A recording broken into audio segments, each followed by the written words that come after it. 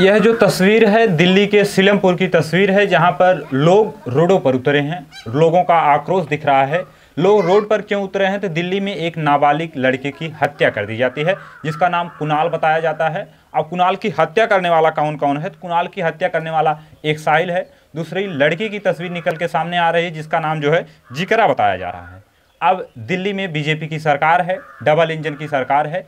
इसके पहले जब 2020 में यहाँ चुनाव परिणाम आया था, तो चुनाव परिणाम आने के कुछ दिन बाद इसी जो है सीलमपुर में एक दंगा हुआ था, जिसको लेकर बीजेपी सड़क पर उतरी थी और बीजेपी आम आदमी पार्टी से सवाल खड़ा की थी।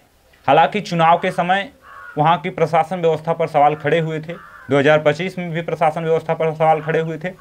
लेकिन जहाँ दिल्ली में प्रशासन व्यवस्था अमित शाह के अंडर में आती है, जो वहाँ के गृह मंत्री हैं, दिल्ली की प्रशासन व्यवस्था अमित शाह के अंडर में आती है। और दिल्ली की प्रशासन व्यवस्था चुस्त दुरुस्त रखने का काम यदि किसी का है तो अमित शाह का है।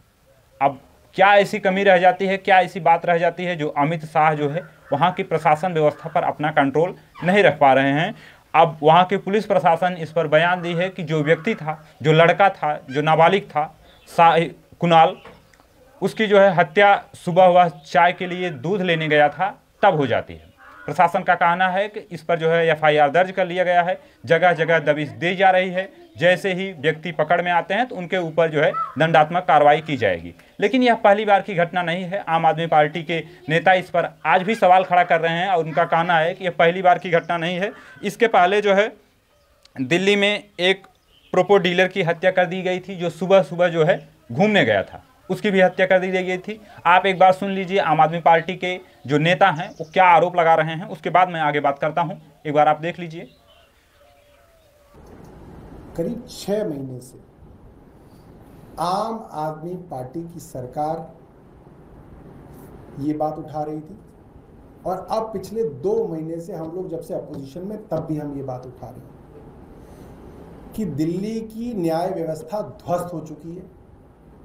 मगर समस्या ये है कि अभी 1 हफ्ते पहले दिल्ली पुलिस ने आंकड़े निकाले कि दिल्ली के अंदर हीनियस क्राइम कम हो गए हैं, मर्डर कम हो गए हैं, इस तरह की घटनाएं कम हो गई हैं।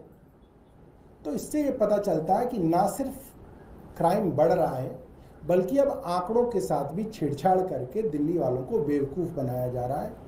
दिल्ली के अंदर क्राइम इतना बढ़ गया है कि कई बार तो स्कूल के बच्चे अपने ही स्कूल के एक छात्र की हत्या कर देते हैं। बुजुर्ग दंपत्ति घर पे सो रहा है, दिन दहाड़े उनके घर पे 11 बजे जो है उनकी हत्या हो जा रही है। चोरी चकारी की घटनाएं तो ऐसी हैं कि जो है फिरौती के लिए 5-5 करोड़ रुपए की जो है थ्रेट कॉल्स आ रही हैं, और अगर आप नहीं देते तो सुबह सुबह आदमी जिम करने गया, उसको ट्रैक करके उसकी हत्या कर दी जा रही है। ये बहुत ज़्यादा शर्मसार है और भारतीय जनता पार्टी पूरी तरीके से लॉ एंड ऑर्डर के मामले में फेल रही है। वहाँ पोस्टर भी लगाए गए हैं कि हिंदू यहाँ से पलायन करे, यह मकान बिकाओ में, इस तरीके के पोस्टर भी लोगों ने लगा रखे हैं। ये तो सरकार के लिए और भी शर्म की बात है।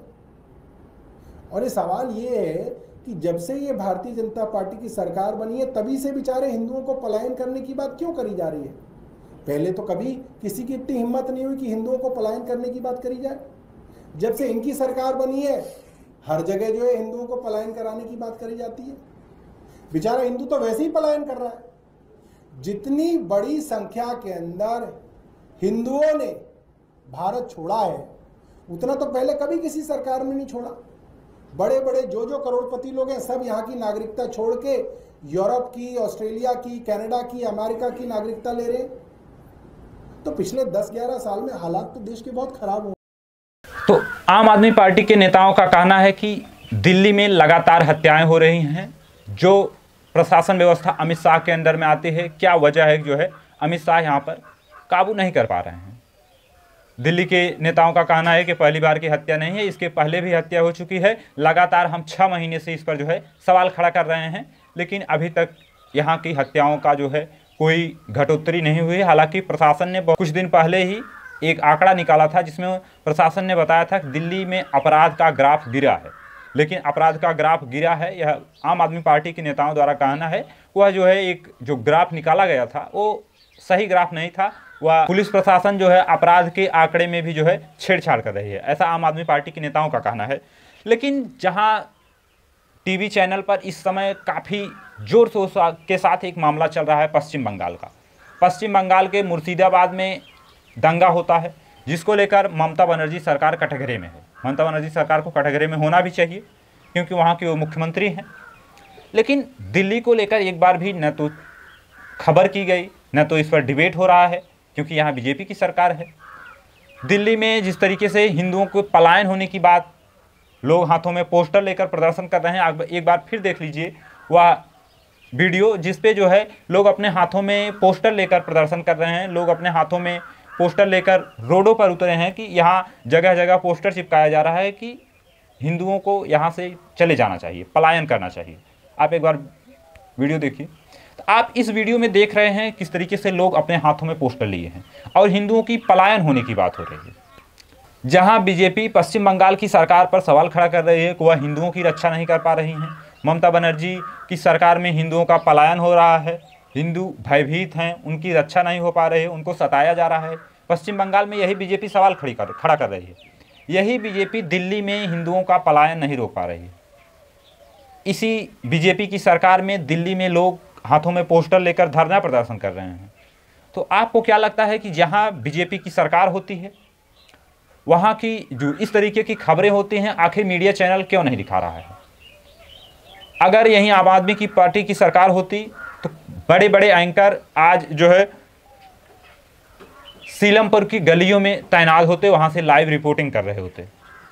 लेकिन आज न तो कोई बड़ा एंकर वहां से लाइव रिपोर्टिंग करने जा रहा है, न तो इस पर डिबेट हो रहा है, न तो यह खबर जो है टीवी चैनल पर दिखाई जा रही है। जहां पश्चिम बंगाल में रातों दिन जो है सवाल खड़े किए जा रहे हैं बीजेपी की तरफ से। सवाल होना भी चाहिए, विपक्ष का काम होता है सवाल खड़ा करना, चाहे वहाँ किसी की भी सरकार रहे। लेकिन आप एक जगह सवाल खड़ा करते हैं हिंदू खतरे में है, दूसरी जगह जहाँ हिंदू पलायन की बात कर रहे हैं, दिल्ली में आपकी सरकार है, बीजेपी की सरकार है, आप वहाँ एकदम मौन बैठे रहते हैं, वहाँ आप कोई सवाल नहीं खड़ा करते हैं। तो जितने दर्शक देख रहे हैं, आपको क्या प्रतीत होता है? अपनी राय कमेंट सेक्शन में जरूर बताइएगा। अब हम मिलते हैं अपने नेक्स्ट अपडेट में, तब तक के लिए जय हिंद।